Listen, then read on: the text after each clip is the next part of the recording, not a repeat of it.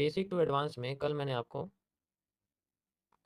यहाँ पर ये सारी चीज़ें आपको समझाई थी, याद होगा अगर आपको। मैंने आपको कल ब्रेक ऑफ स्ट्रक्चर के बारे में बताया था, ठीक है, और चेंज ऑफ कैरेक्टर के बारे में बताया था, और आपको इंड्यूसमेंट्स के बारे में बताया था, जो प्रेशर्स होते हैं बेसिकली, ठीक है। आज मैं आपको इसी के अंदर ब्लॉक्स के बारे में बताऊंगा कि ब्लॉक्स कैसे काम करते हैं। इसी के अंदर बताया था, अलग से लगाने की ज़रूरत नहीं है, ठीक है। तो मैं इससे पहले आपको कुछ गैप के बारे में, ब्लॉक से पहले मैं आपको गैप्स के बारे में बताना चाहूँगा। कुछ हिस्से बच जाते हैं जब मार्केट किसी चीज़ को ब्रेकआउट करती है, ठीक है। जब किसी चीज़ का ब्रेक करती है, किसी भी स्ट्रक्चर को मार्केट तोड़ती है, जैसे कि ब्रेक ऑफ स्ट्रक्चर में बताया गया हमें, तो उसके बाद मार्केट में एक गैप क्रिएट होता है जब वो दोबारा से नीचे आती है उस स्ट्रक्चर के पास जहाँ से निकली। जैसे ये मूवमेंट है, ऐसे जाती है, ऐसे आती है, तो जब इसको ये तोड़ देती है, ठीक है, तो ये दोबारा नीचे आती है अपने ओरिजिनल पोजीशन पे जाने के लिए। पोजीशन पे जाने से पहले ही अपने आप को रिवर्स करके और उस डायरेक्शन में जाना शुरू कर देती है। तो इस पोजीशन में और इस पोजीशन में होता क्या है कि ये गैप क्रिएट हो जाता है जिसको मार्केट कवर नहीं कर पाती, ठीक है। इस गैप को हम बहुत सारे मतलब डिफरेंट डिफरेंट मेथड के साथ मार्केट में समझते हैं, ठीक है। इसी तरीके के एक मेथड है जिसको यूज़ किया जाता है मार्केट में रिवर्सल फाइंड आउट करने के लिए, यानी कि एक ट्रेंड के रिवर्स करने का तरीका फाइंड आउट किया जाता है, जिसमें आता है आपका FVG। एक तरीका है रिवर्सल को ऐसी जगह पे रिवर्स फाइंड आउट करने का कि मार्केट कब रिवर्स करेगी, कैसे करेगी, ऐसा कौन सा स्ट्रक्चर है इसका कि ये रिवर्स कर सकती है, ठीक है।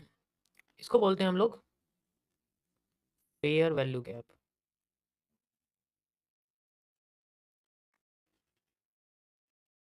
ठीक है। फेयर वैल्यू गैप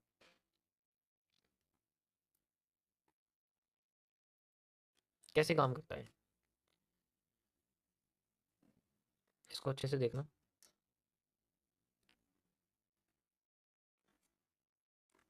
जैसे मार्केट अगर इस तरीके से हमें मूवमेंट होती हुई दिखा रही है और वो नीचे आती है, ठीक है, इस तरीके से, और फिर एक मूव उसका मार्केट का ऐसे जाता है, उसके बाद कुछ कैंडल्स होती हैं जो सेम कलर में ज़्यादातर बनती हैं और इस तरीके से उसकी विक्स वगैरह होती हैं और ऐसे कर करके वो नीचे आ रही होती हैं।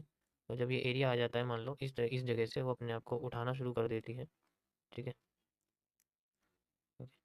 फिर दोबारा अपने आप को उठाती है, you can see like this. मान लो सेम ही कलर की यहाँ पर कैंडल बनी हुई है इस तरीके से, और फिर दोबारा उठा रही है हमें ऐसे करके। जो मैं थोड़ी सी और बड़ी बनाता हूँ ताकि और सिंपल समझ में आए तुम्हें,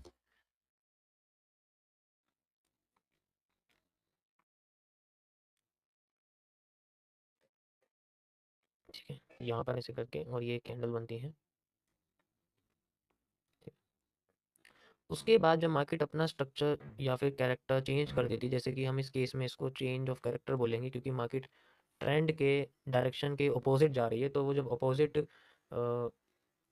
जाती है तो वो अपना किसी एक मेन पॉइंट को तोड़ देती है। ऐसे पॉइंट को हम लोग चेंज ऑफ कैरेक्टर कहते हैं, ठीक है। जब ऐसा ये जारी होती है, ठीक है, तो उसके बाद जब ये रिवर्स करती है तो एक पोजीशन बनती है 3 कैंडल्स की। अगर आप ये 3 कैंडल्स ध्यान से देखोगे, इस जगह पर जब रिवर्स करती है उसके अपोजिट यानी कि उसके उल्टी साइड पर 3 कैंडल्स का एक कॉम्बिनेशन होता है, जिसमें ऊपर की कैंडल की जो लो होती है और जो नीचे की कैंडल की हाई होती है, इसको मिला के बीच वाली कैंडल का एक गैप बनाया जाता है। यानी कि बीच वाली कैंडल का एक गैप जो होता है वो उसकी बॉडी से होता हुआ गुजरता है। ये जो इसका गैप होता है इसको हम लोग बोलते हैं FVG,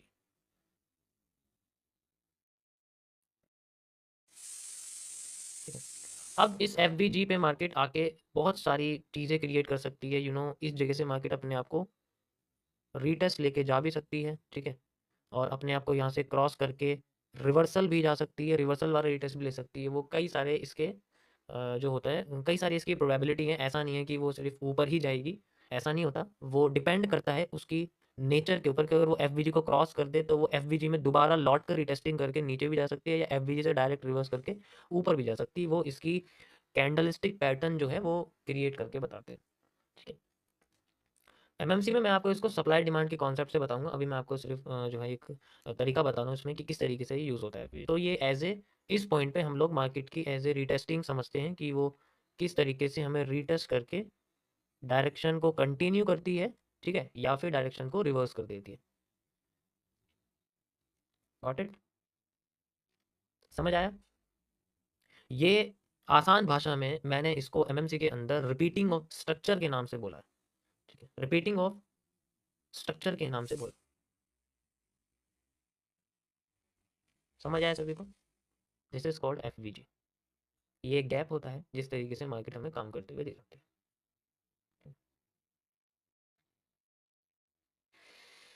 ज़्यादातर एफबीजी को यूज़ करना चाहिए अगर मार्केट में ऐसी कैंडलस्टिक पैटर्न आपको दिखे, उनमें काम करने के जो प्रोबेबिलिटी होती है वो बहुत अच्छी होती है, मतलब अच्छी तरीके से काम करने की कोशिश करेगी। अगर हमारे पास एक कैंडल छोटी है, उसके बाद एक कैंडल बड़ी है, ठीक है, सेंटर वाली कैंडल बड़ी है और उसके बाद एक कैंडल और छोटी है, तो ये बहुत अच्छा फॉर्मेशन बनता है एफबीजी का।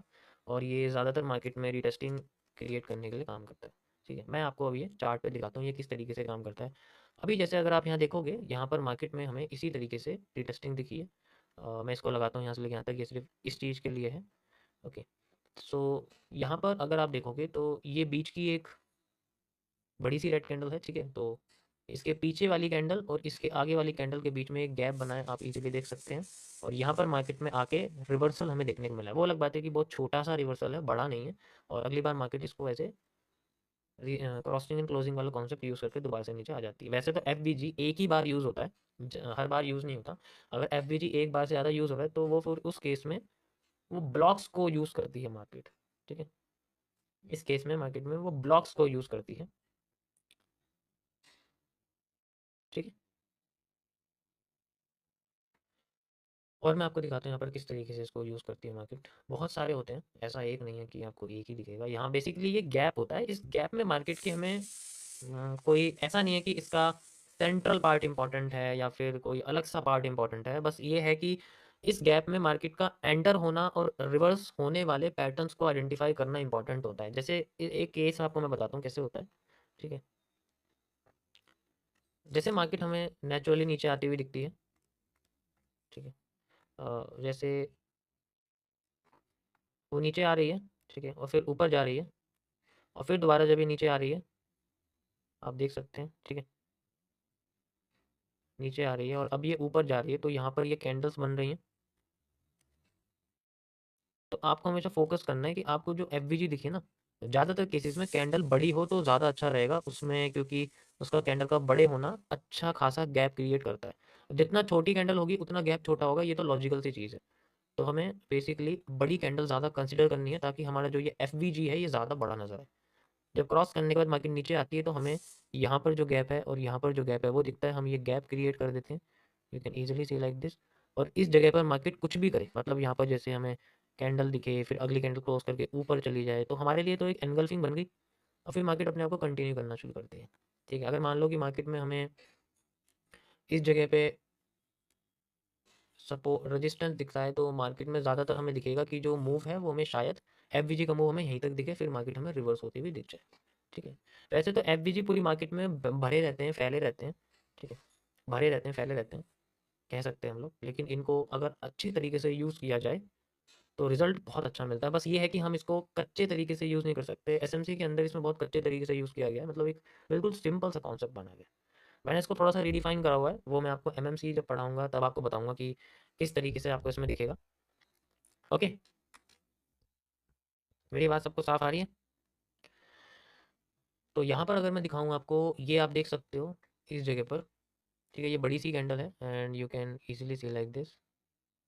यहाँ पर एक गैप बन रहा है और देखो इसी जगह पर मार्केट अपने आप को लाती है, बुलिश एंगल्फिंग जैसे बनाती है, फिर दोबारा लाती है, फिर यहाँ हैमर जैसा बनाती है, फिर उतना ही मूव वो ऊपर देती है जितना यहाँ पर जो है कोई भी रजिस्टेंस, जैसे यहाँ पर इस केस में मेजर रजिस्टेंस है, तो यहाँ पर हमें रिवर्सल देखने को मिलता है।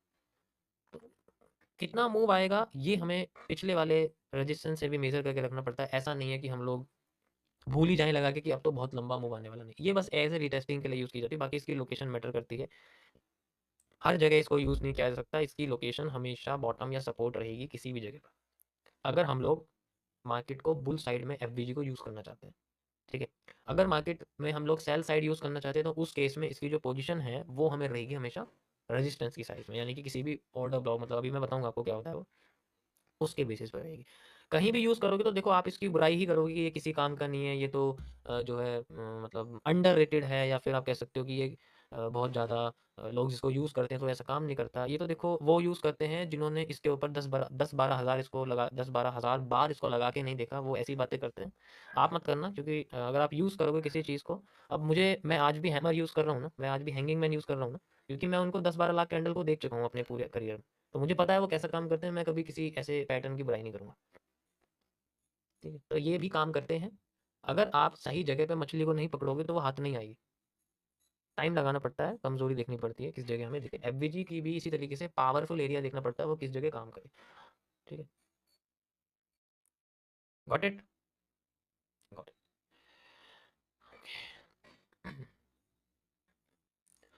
सो हम इस तरीके से एफवीजी को यूज़ कर सकते हैं। ऐसे ही कई सारे गैप्स हैं जिनके बारे में एसएमसी में लिखा हुआ है, जिनमें से सबसे पॉपुलर जो है वो यही है, क्योंकि ज़्यादातर मार्केट में इसी तरीके से गैप को यूज़ किया जाता है। ठीक है, अगर मार्केट एफवीजी को यूज़ ना करे और वो दूसरी कंडीशन में नीचे आने लग जाए, ठीक है, जो ये आप देख रहे हो दूसरी कंडीशन में अगर वो नीचे आने लग जाए और वो फिर इस जगह से उठे, तो हम तो इसे हम ऐसे सपोर्ट कह सकते हैं। ठीक है, अब लेकिन एसएमसी की भाषा में सिंगल पॉइंट रिवर्सल को सपोर्ट नहीं बोला जाता। एसएमसी की भाषा में इसको हम लोग बोलते हैं ब्लॉक्स, और ऐसे ब्लॉक जो मार्केट में सिंगल पॉइंट रिवर्सल क्रिएट करें उनको हम लोग बोलते हैं ऑर्डर ब्लॉक्स। वो कैसे काम करते हैं वो आपको मैं यहाँ बताता हूँ। ठीक है, उनको बोलते हैं हम लोग ओबी। ठीक है, तो ये ब्लॉक्स के अंदर का सबसे पहला पार्ट है, मैं ब्लॉक्स यहाँ लिख देता हूँ। देखो जो मेन चीज़ें हैं मैं आपको सिर्फ वो ही बताऊंगा एसएमसी के अंदर, बाकी सारी चीज़ें आपको हर चीज़ जानने की ज़रूरत नहीं है, डिज़ाइन करने की ज़रूरत नहीं है चार्ट को अच्छे से, कारीगरी नहीं करनी। उसका पहला ब्लॉक मैं आपको बता रहा हूँ जो एफवीजी के फेल होने के बाद आप यूज़ कर सकते हो या फिर आपको दिख सकता है। ठीक है, उसे हम लोग बोलते हैं ओबी, आसान भाषा में ऑर्डर ब्लॉक।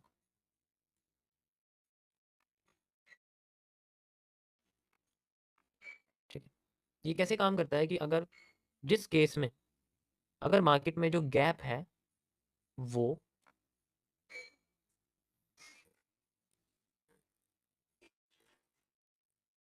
सॉरी ये रेड कैंडल है, आप इसको रेड कैंडल कंसिडर कर सकते हो। मान लो जिस केस में जो एफवीजी है वो फेल हो जाए,